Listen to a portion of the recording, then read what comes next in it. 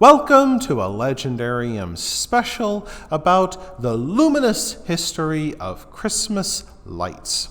In this installment, we will talk about how holiday luminescence has evolved through the centuries from great Yule logs to greater Christmas light displays.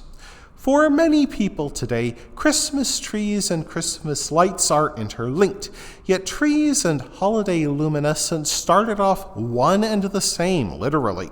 Long before the advent of Christianity, plants and trees that remained green all year held special meaning for people during the winter, especially in cold climates. Just as people today decorate their homes with pine, spruce, and fir trees, ancient peoples hung evergreen boughs over their doors and windows. Druids in northern France and the British Isles decorated their temples with such boughs as a symbol of everlasting life during a harsh season of cold and frost. Many believed that evergreens would keep away witches, ghosts, and evil spirits. However, Germanic people living in northern Europe, including Scandinavia, sought out the tallest tree they could find for their holiday light. A party set out in the harshest midwinter weather to fell a tree with small hand axes. It took hours to chop down an oak or ash tree, and after chopping off several dozen branches, they dragged a tree weighing several tons back home by hand. At Yule time, Germanic people celebrated the death of the old year and the birth of the new by burning the evergreen in their homes over 12 days, a fertility symbol green with the juice of nature. In its warmth, they would drink, talk, and sing, much like in modern Christmas celebrations.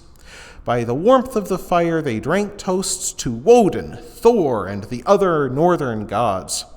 However, our modern Christmas tree tradition started in early modern Germany. Devout Christians still brought decorated trees into their homes and built Christmas pyramids of wood, then decorated them with evergreens and candles. It is a widely held belief that Martin Luther, the 16th century Protestant reformer, first added lit candles to the Christmas tree.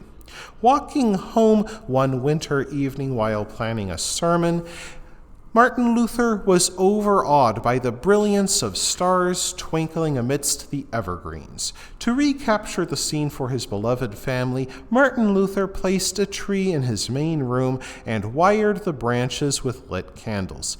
This charming tradition continued in northern Germany and the Baltic coast for centuries, until it spread to the English-speaking world.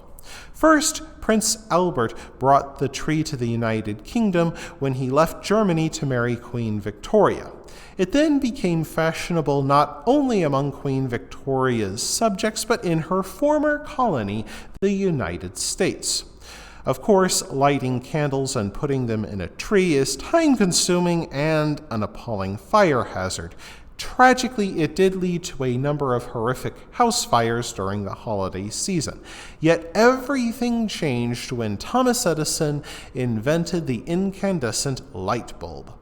Determined to make good on his boast that he would electrify downtown Manhattan, Edison used the 1880 Christmas season for a publicity stunt. The Wizard of Menlo Park, whose real magic lay in his knack for self-promotion, laid 8 miles of underground wire to power strings of lights around the outside of his New Jersey laboratory. Train commuters traveling between New York and Philadelphia became amazed by the glowing fields. One reporter labeled Edison the Enchanter and called his spectacle a fairyland of lights. 2 years later, in 1882, Edison set up a power plant on Pearl Street in Manhattan. That holiday season, Edison's friend and colleague Edward Johnson decorated the first Christmas tree with 80 blinking red, white, and blue electric lights. To further add to the historic presentation, Johnson's tree sat atop a revolving box that spun every 10 seconds. A reporter from the Detroit Post and Tribune wrote, "I need not tell you that the scintillating evergreen was a pretty sight. One can hardly imagine anything prettier. The tree was kept revolving by a little hidden crank below the floor, which was turned by electricity." In 1895, 4 years after technicians wired the White House with electricity, President Grover Cleveland requested that the first family's tree be decorated with hundreds of multicolored bulbs. At the time, many mistrusted electricity and thought wires and lights would leak dangerous vapors if included in their homes. After President Cleveland's example, Americans warmed to the idea of Christmas lights. That didn't mean they could afford them. In 1900, it could cost $300 or $2,000 today to pay for lights, a generator, and a wireman's services simply to illuminate a Christmas tree. Yet a breakthrough came in 1903 when General Electric, formed after another company merged with Edison's factory, offered the first pre-wired 8-socket light strings. When General Electric attempted to patent these Christmas festoons, the patent office refused their application on the grounds that they based their product on knowledge that ordinary electricians already possessed. Other companies and inventors began to produce their own tree light sets, and the American Christmas light industry was born. Glass blowers made early figural light bulbs from the molds also used to make glass ornaments, then painted by toy makers.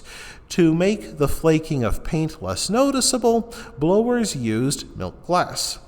In 1923, President Calvin Coolidge commissioned the first national Christmas tree. The 48-foot-tall balsam fir came from President Coolidge's home state of Vermont and was decorated with 2,500 red, white, and blue bulbs. However, for most of the country, outdoor lights did not become available until 1927. The year before, Albert Sadaka founded the National Outfit Manufacturers Association, which specifically made Christmas lights to be put on trees. The Noma Electric Company remained the largest Christmas light company on Earth until the mid-1960s. And to increase sales, rival companies sponsored neighborhood decorating with color light contests, a tradition that continues to this day. In time, these companies made lights blink using a simple thermostat. When electricity heated a strip of metal in the bulb, it would bend and break the circuit, thus turning off the light. As the metal cooled, it bent back and reconnected the circuit to make an intermittent flashing. However, modern light displays use integrated circuits. These little wonders have helped to make Christmas a much safer and brighter holiday for families around the world, and the 2,000-year tradition of creating light and warmth in dark times continues. That wraps things up for this episode of The Legendarium. I hope you enjoyed it. If you did, press like. If you want to see more, press subscribe. And if you've got anything to say, let me know in the comments section. Thanks again for joining me, and I hope that you have a great rest of the day.